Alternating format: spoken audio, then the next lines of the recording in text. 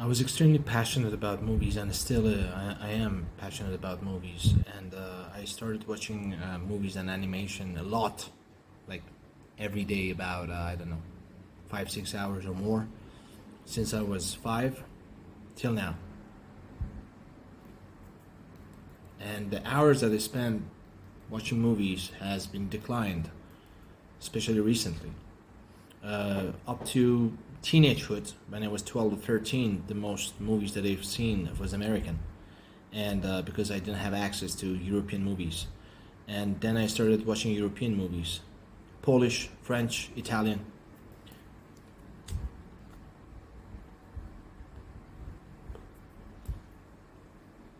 I got up at 5 a.m. to watch, when I was a kid, to watch live Oscars. I had a book of this big, of all Oscar winners and this kind of things. Extremely passionate. I can talk hours about James Bond. All of the James Bond, my opinion about James Bond. I've seen documentary about James Bond. My favorite James Bond before right now. I don't watch James Bond anymore, and because I'm not a teenager anymore. But I've seen all of the James Bond movies, and Daniel Craig is not the real James Bond. That's a fact. And I watched Sound of the Music, Julie Andrews and Christopher Walken. He's a Canadian. Julie Andrews is English.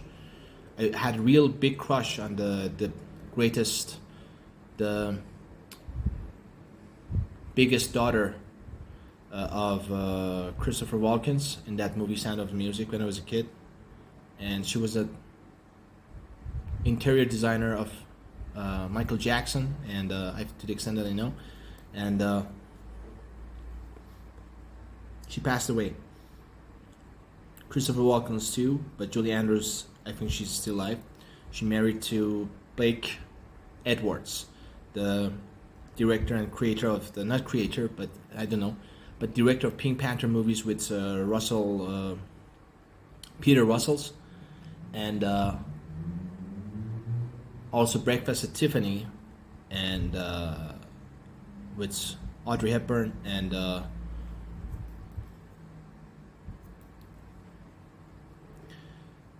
there was elements of racism in the Chinese guy in the Breakfast at Tiffany, and also doesn't matter.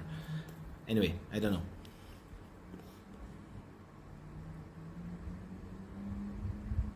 I've seen The Sound of Music more than 400 times when I was a kid. Two or three or four summers, summertime, I was watching the movie 3 times per day with a mini VHS that we had. There was 2 movies. One of them was Sinohe, the Doctor of Pharaoh. It was about a doctor in the ancient Egypt who get exiled, and he gives all of his money and everything, houses and everything he has, to sleep with a prostitute or famous pretty woman in the town, and she gets it, and she doesn't give him anything in return. And he says, "Life is ridiculous." I remember that line since I was 6 or 7. And I watched that movie so many times, and then, I don't know, 10, 20 times, and after that, I was always watching Sound of Music. And I kept watching it also a couple of times when I was a teenager and I was adult, like 25. I watched it like 2, 3 times, but on aggregate, 400 times.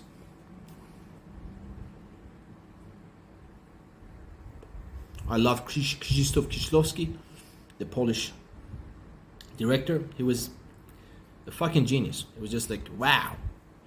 Wow. Krótki film o miłości, short film about love, short film about killing that changed the history. After that movie, which was against execution, Poland changed its laws about execution. The music of Zbigniew Preisner is just wow in that movies. The trilogy of Bleu, Blanc, Rouge.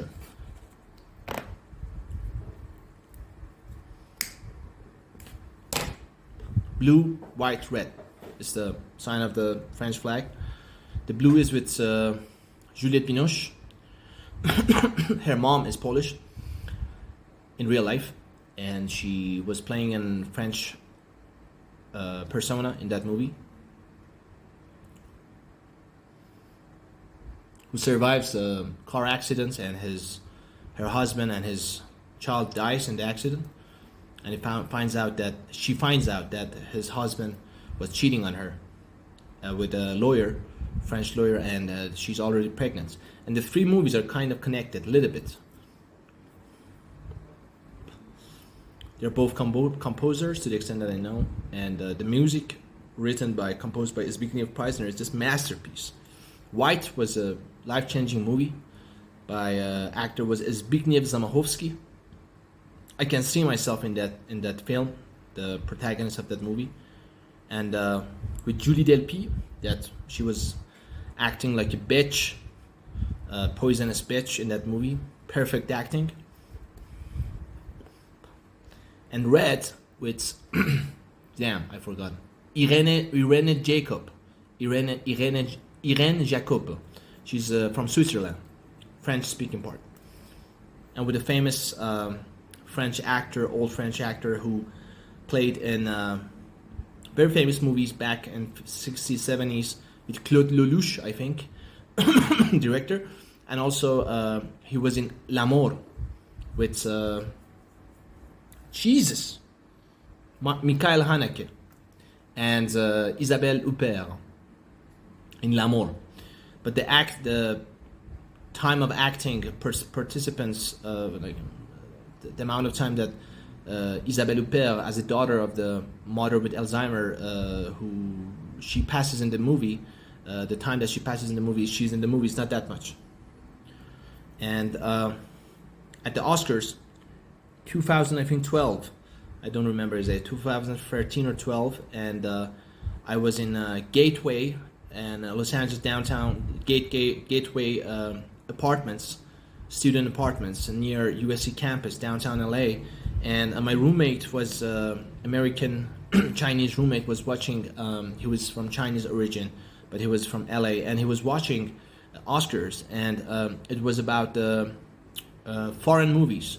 And before, 10 seconds before, they announced that the Oscar goes to Michael Haneke. I said, Michael Haneke L'Amour.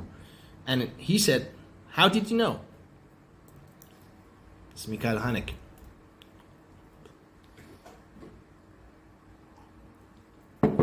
Is this recorded? Like, how did you know it goes to Oscar goes to Michael Haneke? Okay, I knew. Because I've seen the movie of The Piano Teacher with Isabelle Huppert and Michael Haneke. It was not a disturbing movie, but it was very tense.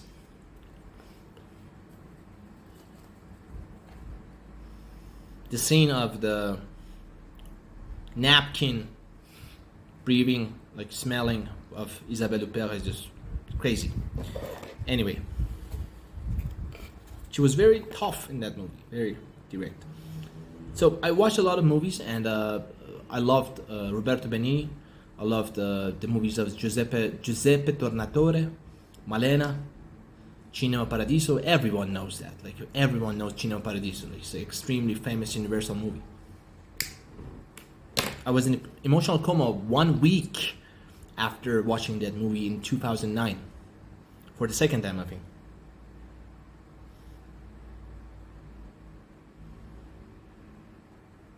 And I tried to imitate what was the name of the protagonist? Luca?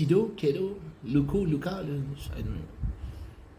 Jeez, my memory is vanishing.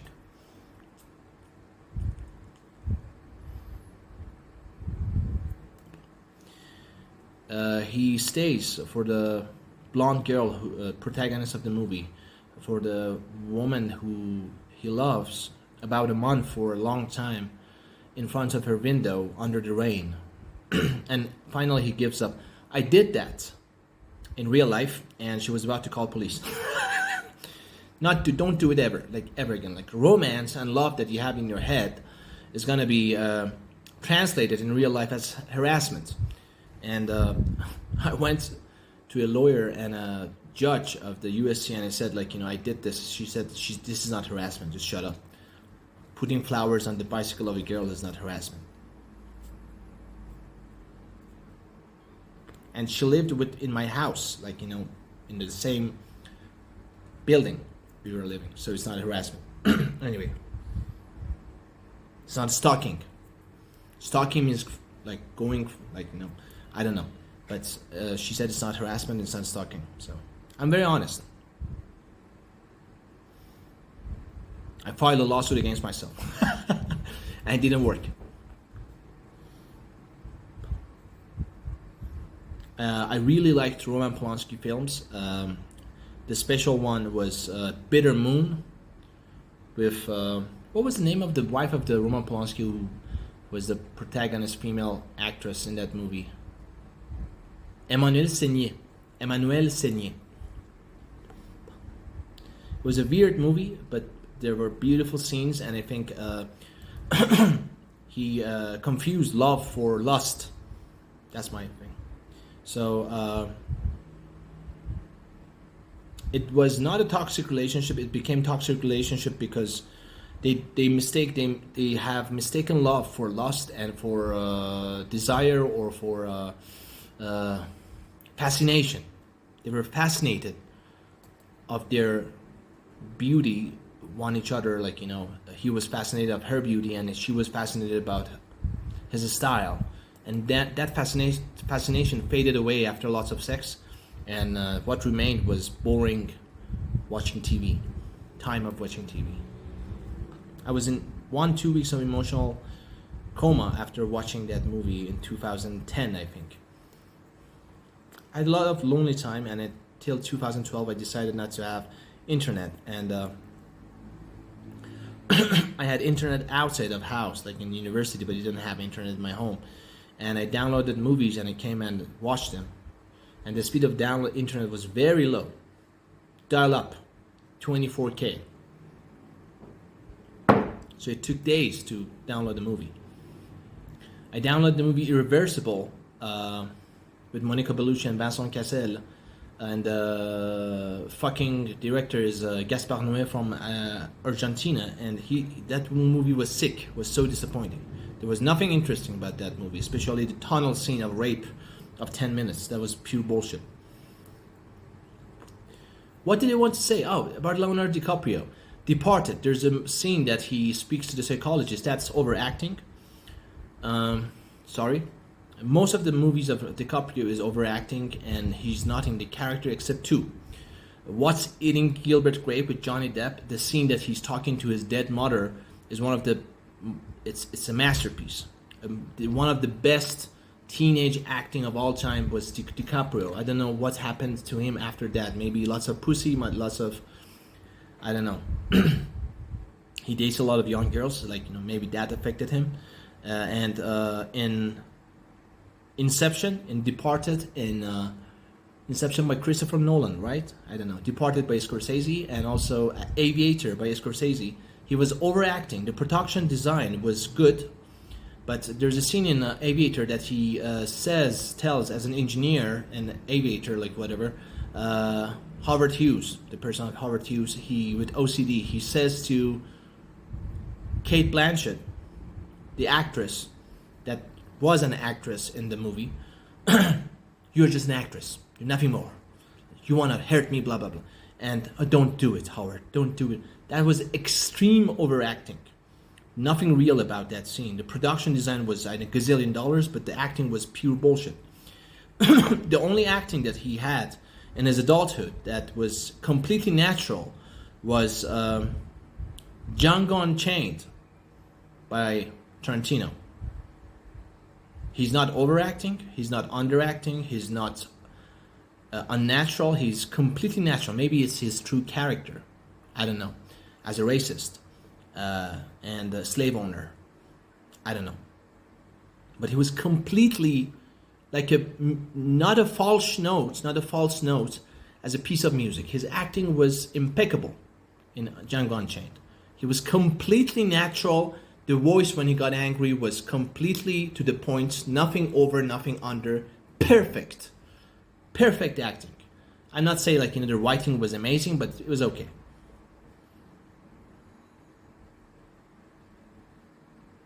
Tarantino movies sometimes lack substance and knowledge of culture of the world and life, and he loves cinema.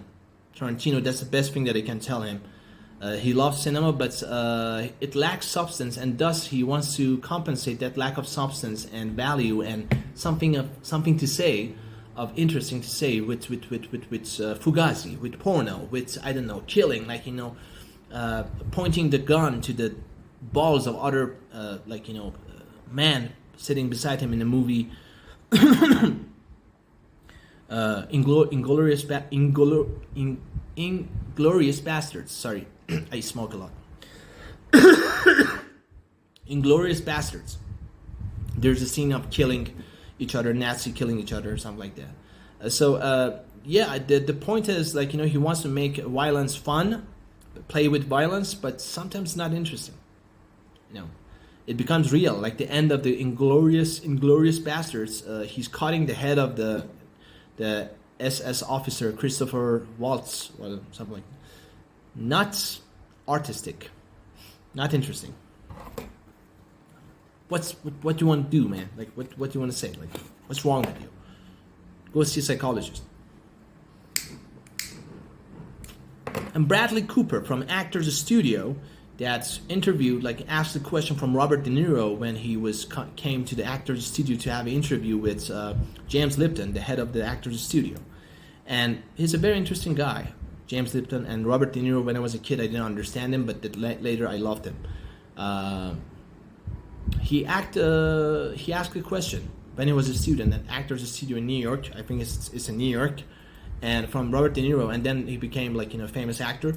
If you want to understand what's Bradley Cooper nature and characteristic and personality, you can see the movie Wedding Crashers. He plays the role of a douchebag, prick, fucking asshole. I think that's his true natural characteristic. He played it perfectly. The best acting of Bradley Cooper is in Wedding Crashers. True story. And about Robert De Niro, Al Pacino sometimes goes off the limit. Like, you know, he goes too far. Like, you know, he's angry, but we don't understand why the fuck he's angry. For example, in the movie that was masterpiece, The Scent of a Woman, it's not a original movie. It's been made by an Italian movie, Perfumo di Donna.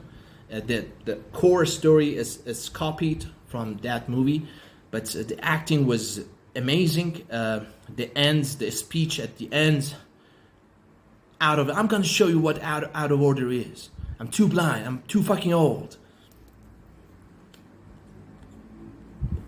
One of the best speeches I've ever heard. Don't hurt him. Protect him. It's gonna make you proud one day. And the scene afterwards, well, she's not black, she was not brown, but the beautiful woman, amazing woman. It's not very common between American women to be amazing, but I'm kidding. But beautiful, wow, what a woman. At the end of the movie of The Scent of a Woman, she came with she was not red hair, she was like orange hair or something like that, and she asked, like, she was like an angel, and she asked questions of, like, you know, from Al Pacino and the Colonel. It was amazing. And the acting of the boy in that movie, make you proud one time. The second actor, the supporting actor, was okay. But there's a scene in that movie. I'm blind.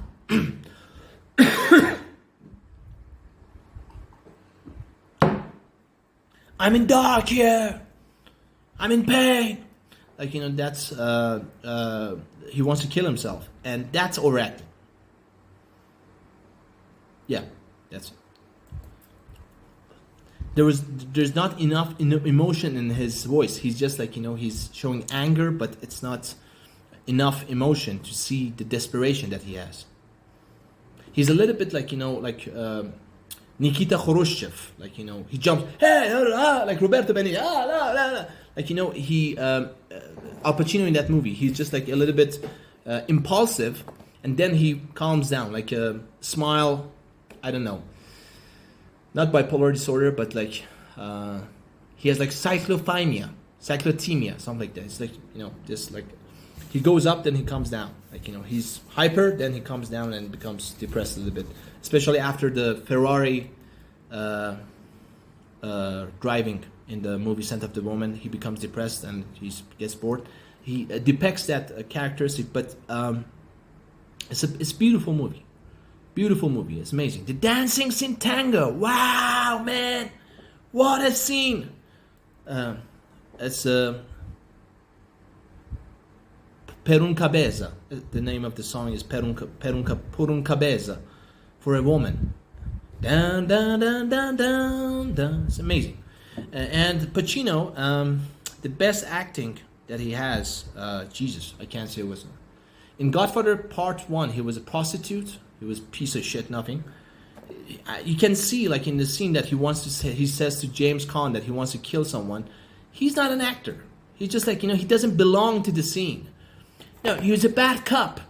You want to get into the, and James Caan, he's real. Like, you want to get into the, like, real stuff, and like, and it's like he didn't belong to the film. Or the last scene, like one of the last scenes that he speaks to the Godfather, great Marlon Brando in the garden. What a scene! Still, it's not completely natural. I've seen it, I loved it, and then I thought it's one of the greatest scenes of the history of cinema. And then I saw again, like years after, and it's, funny story. Like there's the makeup and like the talk. 95% is natural. Still, there is some like lack of naturality in the scene. It could be better. Pacino in that movie was horrible. At the end, it became amazing. After the Godfather dies, he becomes Godfather. He was amazing. He got transformed. And the second movie was a fucking documentary, Godfather 2, but he was amazing too. The movie, it was monotone, but he was amazing. Like, he was really, really amazing. The scene that he gets angry at Dan Keaton for abortion, and the scene that he says, "In my house, you attacked me in my house," or the scene that he talks with John Cazale, his friend in real life, that he died from cancer, and it was the lover of Meryl Streep.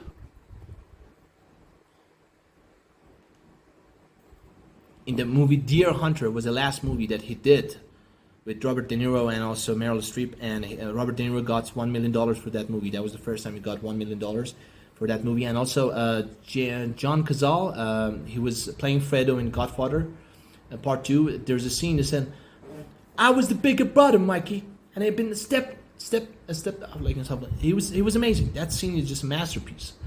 Like, it's not overacting, it's completely natural. And Pacino in the second movie, he was mature.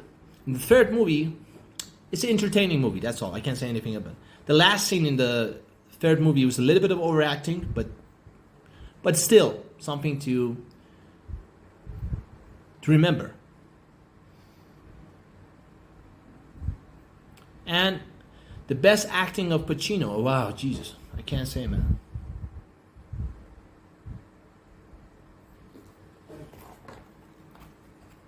Serpico, no. Dark Day Afternoon, no.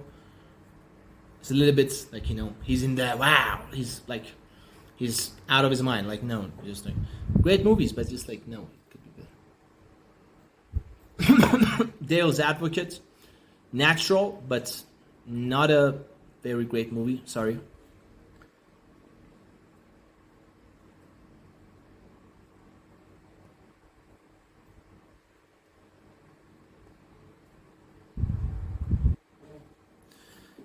Say hello to my little friends. What was the name of the Cuban mafia guy? No. Danny Brasco with Johnny Depp, no. Scarface, no. He's a great actor, but that's not the best that he did. I think I can't choose the best movie of Al Pacino. I can't really do that. I can't.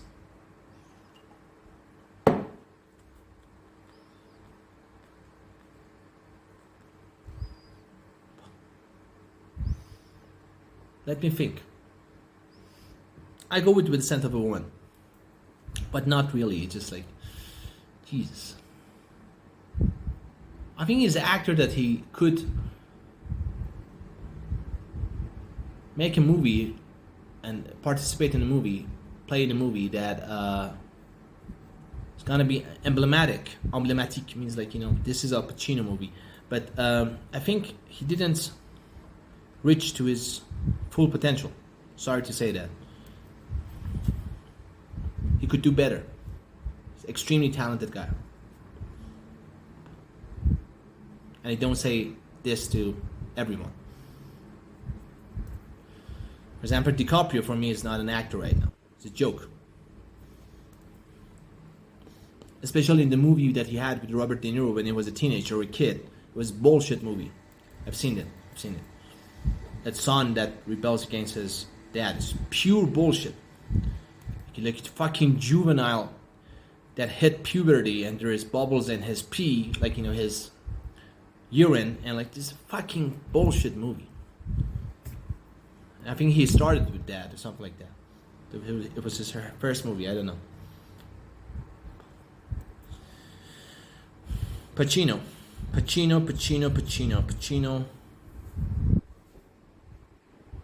Yeah, I bared my finger and toe and with cigarettes. And what else? De Niro. The one that I loved about De Niro, and objectively, generally, when I was a teenager, Awakenings. The ending scene was a masterpiece. You can see your life there. The scene that Robin Williams, as a doctor, gives more morphine or cocaine or something like that as the curing drug to the MS patients, is based on a true story, I think. And it doesn't work anymore. And you say like a little bit more. It's just unbelievable humane scene. It's just amazing. And there's a scene that he sees after years of being in a hospital as an MS patient. He sees the childhood friend that he had. It's a blonde woman, and just wow, it's heartbreaking. It's just an amazing movie. And there's a scene that's it's clear that the actors around Robert De Niro in that movie Awakenings, they're acting. They're not real mental patients. It's like they're doing something like that, and and they're walking around Robert De Niro, and there are three of them, I think, and it's not natural. They're acting. It's clear they are not real MS patients, and even if they are acting, it's not natural. So that's one of the flaws of that movie. Anyway, the other movies in Godfather Part 2, Robert De Niro was a masterpiece. There was not one single millisecond that he did something wrong. Masterpiece acting. Not a long acting in The Godfather Part 2, but he was masterpiece. The scene that he speaks Siciliano, in the scene that he takes revenge of his dad and his mother, and the scene that he negotiates with the landlord, all of them is a masterpiece. Completely natural and poetic and artistic and everything.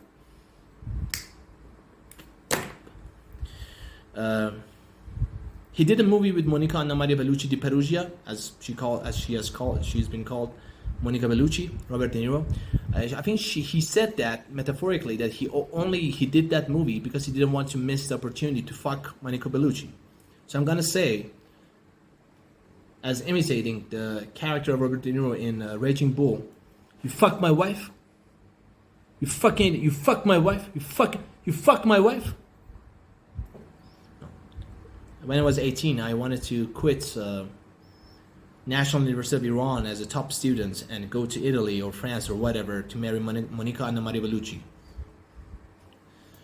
And everyone was against me because I was a top student, but they believed just one thing about me, and that one day I'm gonna marry Monica Bellucci. Anyway,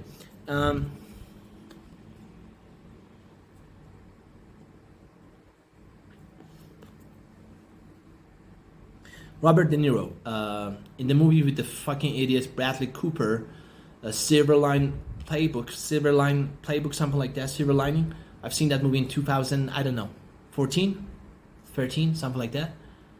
There's a scene that he cries in front of his son that he has bipolar disorder. It's amazing, and he got nominated for Oscars. I don't care about the Oscars, but Yeah, it was a great scene.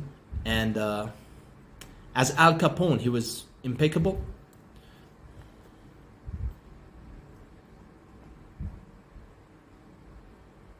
Jesus, there are other scenes. What movies I know about De Niro? Okay, I'm gonna go crazy. Like there are a lot of things that I want to talk about movies, but I can't remember all the name of the movies of De Niro. Robert De Niro. What was the movie? Untouchables. Untouchables was with Sean Connery, Kevin Costner, and Al Capone, Robert De Niro, and Jesus.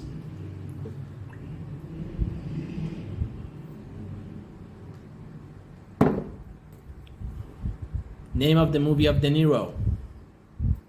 Deer Hunter, not interested. No, not really. What comes to my mind? It's always Godfather Part 2 when I talk about De Niro comes to my mind. Raging Bull, he got Oscars for Godfather Part 2 and Raging Bull, but Raging Bull I didn't like the cinematography of it. The other movies that Taxi Driver. Amazing. The only movie from Scorsese that is watchable. Sorry. Sorry, true story. Not a fan of Scorsese.